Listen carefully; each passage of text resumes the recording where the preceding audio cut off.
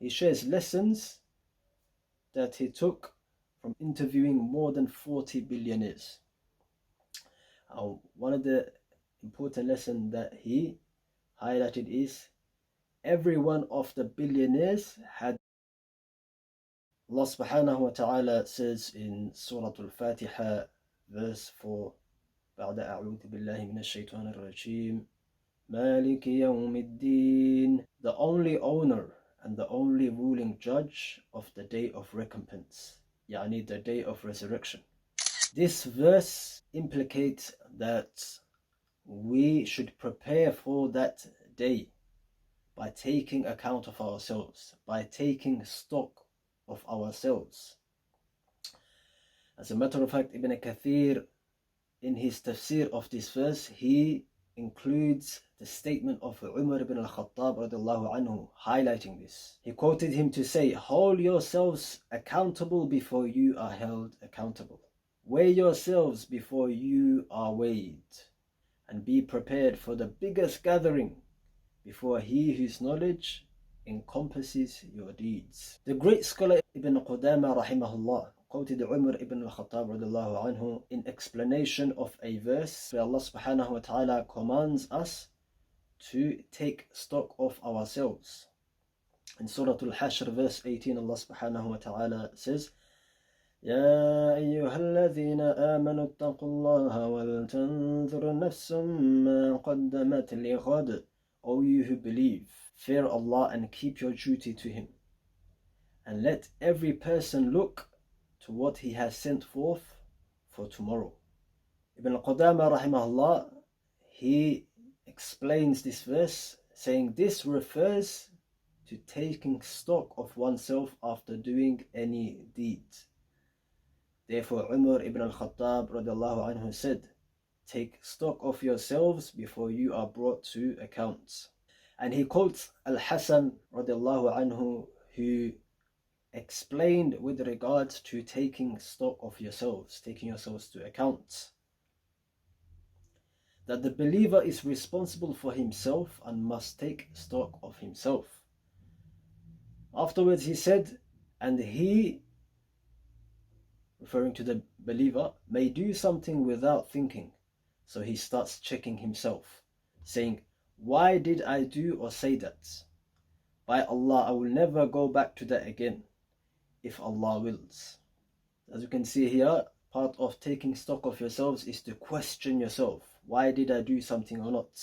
Now, Al-Hasan, whom Ibn Qudama rahimahullah quoted, also gave a nice analogy with regards to the believer who takes stock of himself to the trader, the businessman.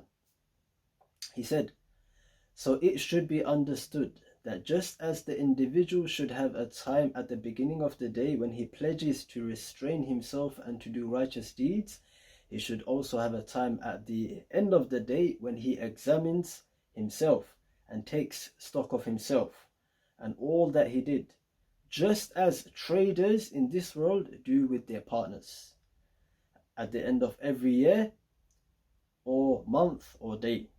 What is meant by taking stock is that he should look at his capital and his profits and losses, so that he may see whether he is gaining or losing.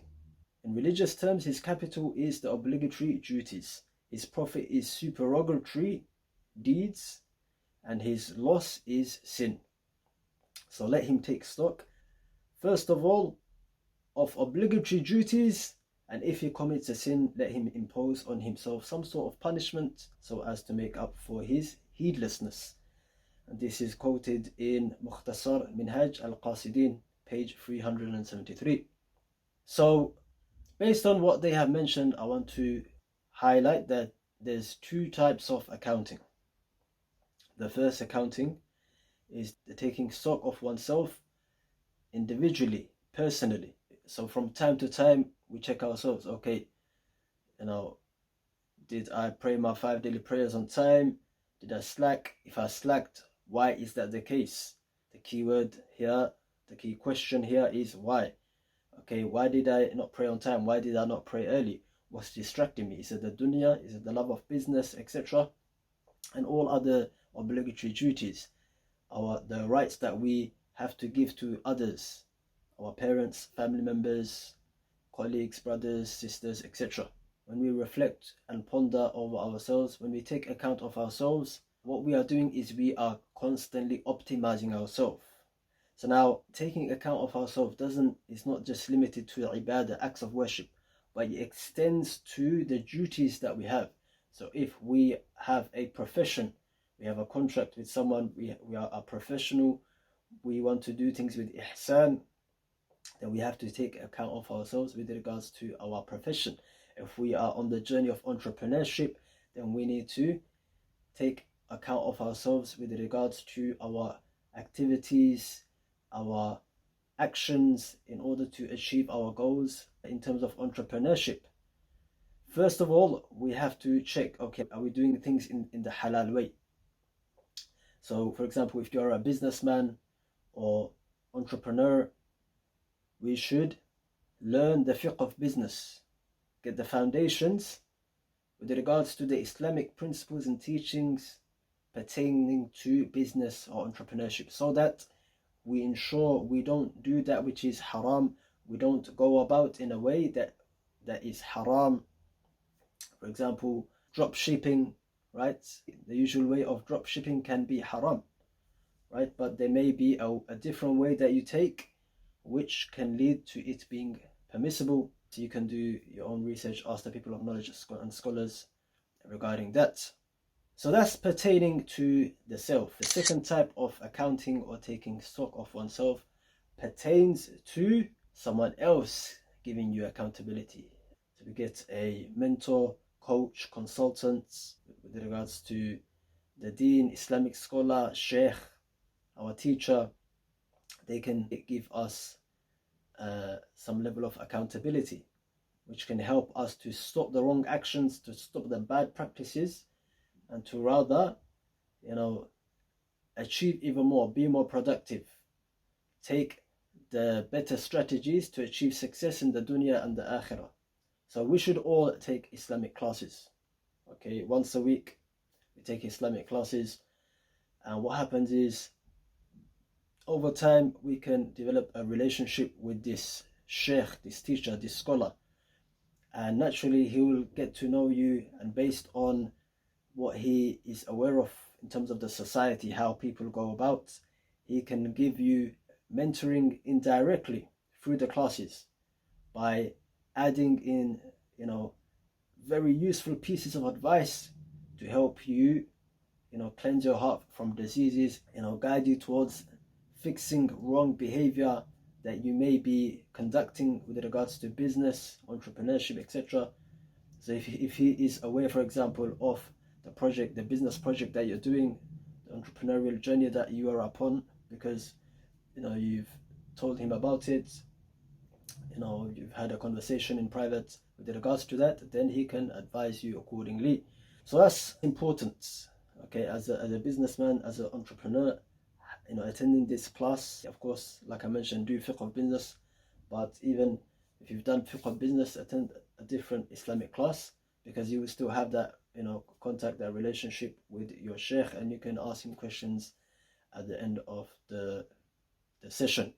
And this will help you to attain barakah in your business and entrepreneurship, because you're staying away from the haram actions and doing that which is permissible. You're having the right intentions for your business project, for your goals to become rich, become a multi-millionaire or billionaire. You want to do it for the sake of Allah, to benefit the people, and to the best of your ability, you're taking the halal route, you're doing that which is permissible. So this in of itself will lead to a lot of barakah in terms of your journey to making a lot of profits and money, to becoming financially independent. Thus, inshallah ta'ala, you progress much faster than otherwise. That's one key aspect. The other key aspect is that you get a mentor who can help you in terms of your business, in terms of your entrepreneurship, can help you to optimize yourself. So taking account of yourself individually and taking account of yourself through someone else giving you advice, mentoring, consulting, etc. This, what it does is constantly optimizing yourself. You're constantly becoming a better version of yourself, right? You're constantly, becoming more productive. You're constantly growing your business, inshallah ta'ala. You see, this is the benefit of taking account of yourself individually, and more so getting a mentor for your business, as well as a mentor in terms of a scholar, sheikh, as I've mentioned. Now, to help you understand how important getting a mentor is, let's look at some billionaires, what they have said. This individual, Rick, founder of Mutual Capital Alliance, he shares lessons that he took from interviewing more than 40 billionaires. One of the important lessons that he highlighted is every one of the billionaires had a long-term accountability partner who kept them aligned with their goals. Yeah, every one of the billionaires had a long-term accountability partner who kept them aligned with their goals. So we should realize that many of those who became extremely rich or successful as entrepreneurs, they had mentors. Let's look at the billionaire Mark Zuckerberg. He highlighted the great impact his mentor Steve Jobs had on his career. And he is quoted to say, "He was amazing. I had a lot of questions for him." And he highlighted how Jobs advised him on how to keep an organization focused on his overarching goal of building high quality and good things. Let's look at billionaire Bill Gates. He attributes part of his success to his mentor, Warren Buffett, who Gates credits with teaching him how to deal with challenging situations and to think long term. In 2015, Gates is quoted to say on his own blog regarding Buffett, "Warren isn't just a great friend, he is also an amazing mentor. I have been learning from him since the day we met in 1991. As for Warren Buffett himself, he also had a great mentor. This billionaire always credited the success he attained to his father, who taught him about investing and introduced him to books. Let's look at the British billionaire Richard Branson. He sought help from British airline entrepreneur Sir Freddie Laker. He is quoted to say, "It's always good to have a helping hand at the start. I wouldn't have got anywhere in the airline industry without the mentorship of Sir Freddie Laker." Of course, it's important here to mention that he only achieved that because Allah subhanahu wa ta'ala decreed that he achieve it based on his perfect wisdom. Richard Branson is also quoted to say, "If you ask any successful business person, they will always have had a great mentor at some point along the roads." So far we can see how highly valuable mentorship is with regards to becoming financially independent, extremely rich, or a billionaire for the sake of Allah. Another key point I want to mention here is, as Muslims, ideally if you can get someone who is upon the Qur'an and Sunnah, the Islamic teachings, someone who is extremely rich, successful entrepreneur, multi-millionaire or billionaire who can provide mentorship but based upon the Islamic principles, then that would definitely be a better option. Otherwise, with the non-believers, we have to be extra careful to not act upon that which is outside the Islamic teachings, right? But we take that which is beneficial, and that's why it's important that we have foundational knowledge of Islam. Looking at it from a different perspective, if you want to become a champion with regards to Islamic knowledge, becoming a true scholar, we also need mentorship, and I sort of highlighted attending a class earlier on, but I want to just mention an example.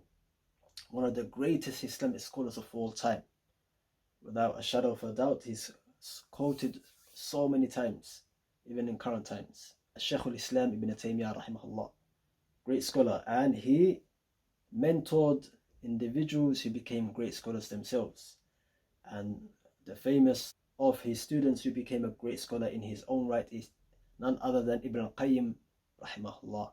So the bottom line is, from time to time, take yourselves to account individually. Evaluate yourself. Very importantly, in terms of the akhirah, are you fulfilling the obligations, etc.? But not limiting the accounting, taking stock of yourself to just the ibadah, worship, but rather, extending it to all aspects of your life, how you treat people, how you're going about in your profession, your business, your journey to becoming financially independent. Also, it is an excellent idea if we want to, 10x our growth, that we get a mentor, ideally someone who would give us mentorship based upon the Islamic principles. So this taking ourselves to account, taking stock of ourselves, is encompassed within the verse 4 of Sūrat al-Fātiha, Maliki Yawmiddin, implying that we should be ready for that day so that we can be from amongst the Siddiqeen. We don't want to aim for just Jannah, any part of Jannah. We want to aim for the highest ranks in Jannah, bi'idhnillahi ta'ala, to be from the Siddiqeen, from the Muhsineen, the good doers, the high rank achievers.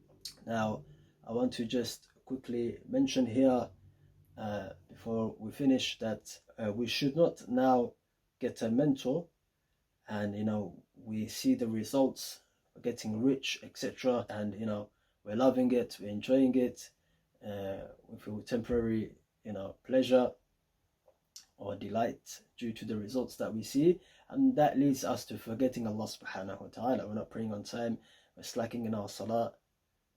Then we could end up having the dunya, and it could be a means for us to attain punishment in the akhirah.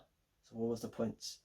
Rather, we prioritize the akhirah, but along with it, we do the business based upon the Islamic principles, based upon discipline, based upon doing it for the right reasons, and based upon restraining our passions, our desires, our hunger to achieve this goal of becoming exceptionally rich.